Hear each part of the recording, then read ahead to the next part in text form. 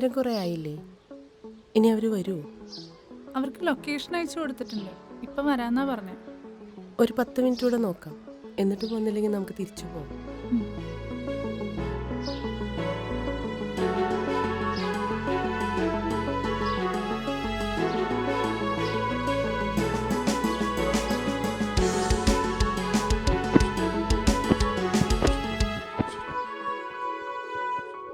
സ്വർഗയും സിനിയും തമ്മിൽ എത്ര വയസ്സ് വ്യത്യാസമുണ്ട്?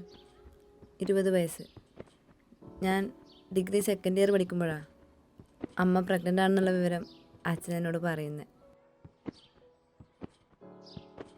സത്യം പറഞ്ഞാൽ കൂട്ടുകാരൊക്കെ ഒരുപാട് ട്രോളിയിട്ടുണ്ടെങ്കിലും ഞാൻ ഭയങ്കര ഹാപ്പി ആയിരുന്നു. ഇവിടെ ജനിച്ചതിൽ പിന്നെ വീട്ടിലൊരു അനക്കമൊക്കെ വെച്ച് തുടങ്ങി. ക്ലാസ് വിട്ട് കഴിഞ്ഞാൽ പെട്ടെന്ന് തന്നെ ഞാൻ വീട്ടിലേക്ക് വരാൻ തുടങ്ങി. എനിക്ക് മാത്രമല്ല, വീട്ടിലെ എല്ലാവരുടെയും മെയിൻ പ്രയോറിറ്റി പിന്നെ ഇവിടെ തന്നെയായിരുന്നു. ഒരുപാട് സന്തോഷം നമുക്ക് പെട്ടെന്ന് കിട്ടുമ്പോൾ എന്തോ വലിയ വിഷമം വരാണ്ടെന്ന് പലരും പറഞ്ഞു കേട്ടിട്ടുണ്ടെങ്കിലും 2 കൊല്ലം മുമ്പ് അമ്മ മരിച്ചപ്പോഴാണ് എനിക്കത് മനസ്സിലായത്.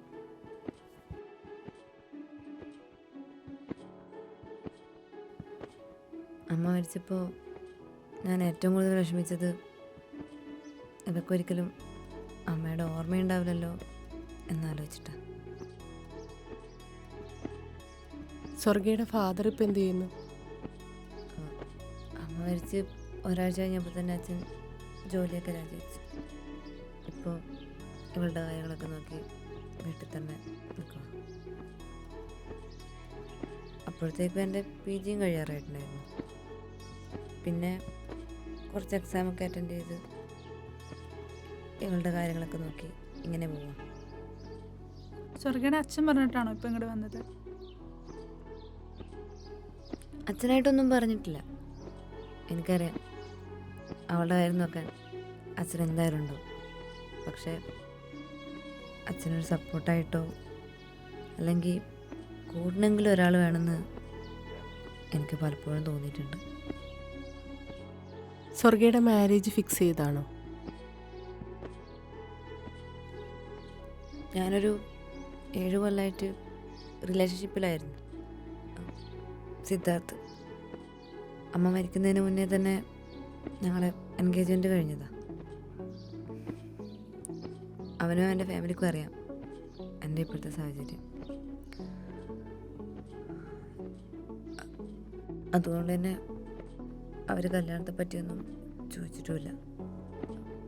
കല്യാണം കഴിഞ്ഞ് കഴിഞ്ഞാലും അവൻ എൻ്റെ കൂടെ തന്നെ കാണുന്നൊക്കെയാണ് പറയുന്നത്.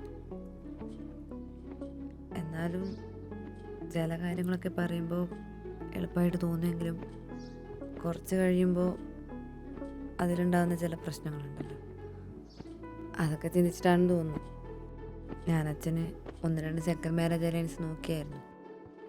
പക്ഷേ അവർ പറഞ്ഞില്ലെങ്കിലും എനിക്ക് മനസ്സിലാവുന്നുണ്ടായിരുന്നു സിനിയാണ് അവരുടെ മെയിൻ കൺസേൺ എന്ന്. അപ്പോഴാണ് ഇന്നലെ സിദ്ധാർത്ഥ് മാഡത്തിൻ്റെ ആഡ് അയച്ചു തന്നത്. ഞാനിവിടെ വന്നത് വലിയ പ്രതീക്ഷയായിട്ടൊന്നുമല്ല, പക്ഷേ ഉള്ള കാര്യം തുറന്ന് പറയാമെന്ന് വിചാരിച്ചു. ഒന്നുമില്ലെങ്കിലും ഈ പ്രായത്തിലും ഇത്രയും ബോൾഡായിട്ടൊരു തീരുമാനത്തിലൊരാൾക്ക് ചിലപ്പോൾ നമ്മളെ കൂടുതൽ മനസ്സിലാക്കാൻ പറ്റിയാലോ. പോവാം.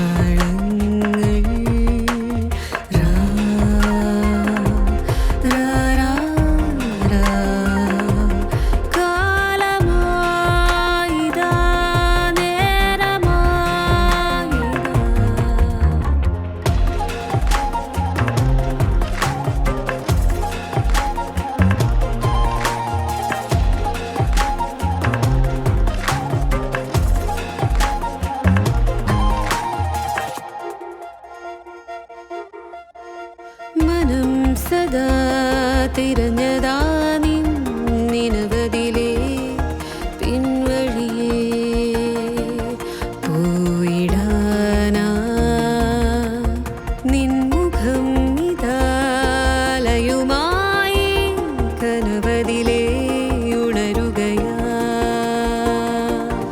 ഇന്നീരാവിൻ മേലെ വിൺതാരം മിഴിപൂട്ടും നേരം തീനാളമെരിയും ഇതാ തിരകളതാകും പോലെ വിൺതാരം മിഴിപൂട്ടും നേരം തീനാളമെരിയും ഇതാ പതിയെ നീ മായാതെ പോയിടാം ജലഗണമായി നീ എപ്പോ വന്നു? കുറച്ചേരായി. പെട്ടെന്ന് എന്താ എന്നോട് ഇങ്ങോട്ട് വരാൻ പറഞ്ഞേ?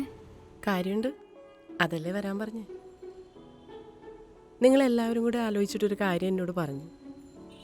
എനിക്കെന്താ വേണ്ടതെന്ന് ഞാൻ നിങ്ങളോട് പറഞ്ഞിട്ടുണ്ടായിരുന്നു.